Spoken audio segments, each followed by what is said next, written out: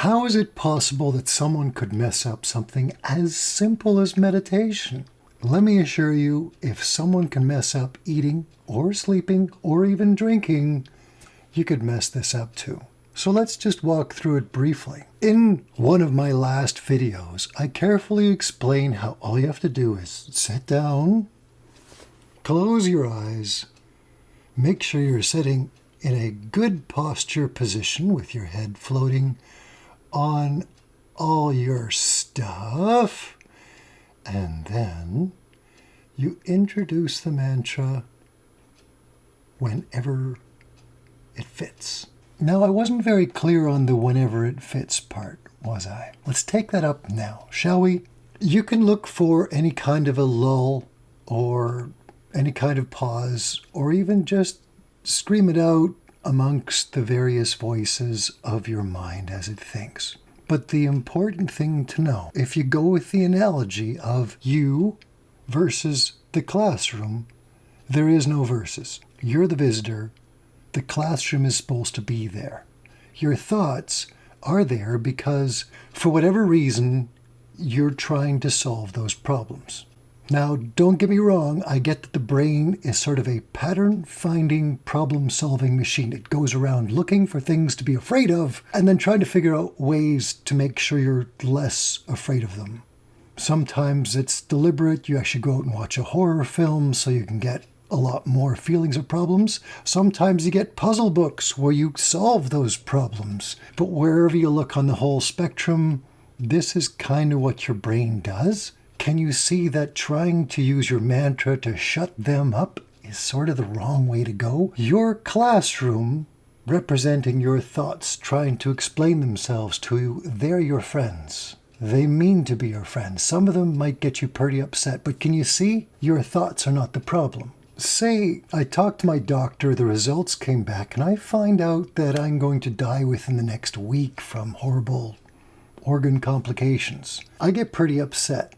But then he calls me up and says, oh, as it turns out, it's not as severe as we thought, and it might even be curable. Worst case scenario, you have a year or two to live. Best case scenario, 50-50 chance you get through it. Can you imagine had someone just said, hey, you're going to die in a year or two, 50% chance? How upset would I be? How upset would you be if you got that information? But if somebody gives you the first piece of information and says, you're gonna die in a week, then the second piece of information actually is weirdly good news. I am reacting to it. That's actually what causes the so-called upset. I'm trying to create an emotional or affect response to the information I'm given. And the body doesn't really have a say in that much. Weirdly enough, neither do you. It's an interesting question. Who really controls that? And we don't cover that here at all. By taking meditation, you work with your thoughts and trying to let them just do their own thing as if they don't need specific emotions, happy or sad or angry or whatever. And you're letting your emotions just take a breather. They're focusing more on the mantra. You don't have to get your mantra to fight anything. Believe you me, there are meditation styles that are a lot more like riding a bicycle. They can be complex, but once you master them, they're really simple and straightforward and have their own momentum. So I'm going to drop into meditation now. I will do full meditations coming up soon. Let's just get myself comfortable, find a resting place for the shoulders. Make sure that my lower back is straight. Feel myself letting go of stuff. Letting go of stuff. When I say letting go of stuff, that's when I start to just let the senses sense whatever they want. I drop on over to listen to what's going on inside. If I have an itch, I scratch it. No rules. Soft style. So I hear my inner voice.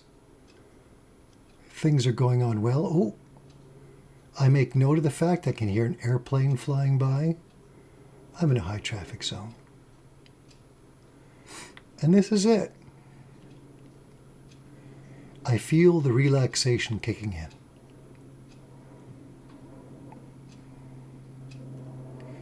One trick you can use, my master of meditation taught me this. Constant noises like that, you can imagine that they're the voice of angels. If you believe in that sort of thing, no judgy. And then you fall into it. Just so you know, I would have most amazing realizations and considerations and contemplations while I would meditate. Sometimes I'd fall completely asleep. It puts you in contact with your body. Sometimes that requires that you go unconscious for, 15 minutes or so. You wake back up, you feel refreshed, and you keep on with your meditation. Everything outside is good. Everything inside is good. And you start saying the mantra when you feel ready. And you say it again. Maybe a second later, maybe 20 seconds later. If 5 minutes pass and you've forgotten to say your mantra, if you feel like it, say it again. You will hear my voice changing as I relax more. There are a whole bunch of physiological symptoms that happen with meditation. I will not tell you what those are, because you will judge yourself and you expect yourself to have them. Don't do it. Just go with it.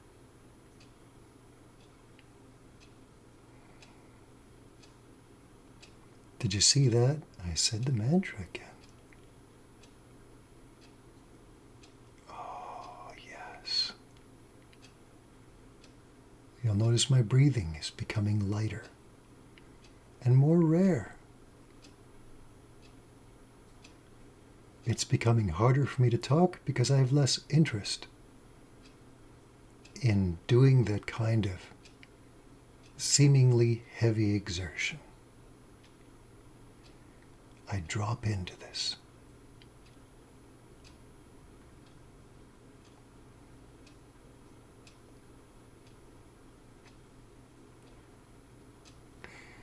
And remember, this is probably one of my most boring videos ever. My full videos of meditation will be more boring. If you don't feel like it, you don't have to like or subscribe. This is pretty simple content here, folks. Thank you very much for joining me.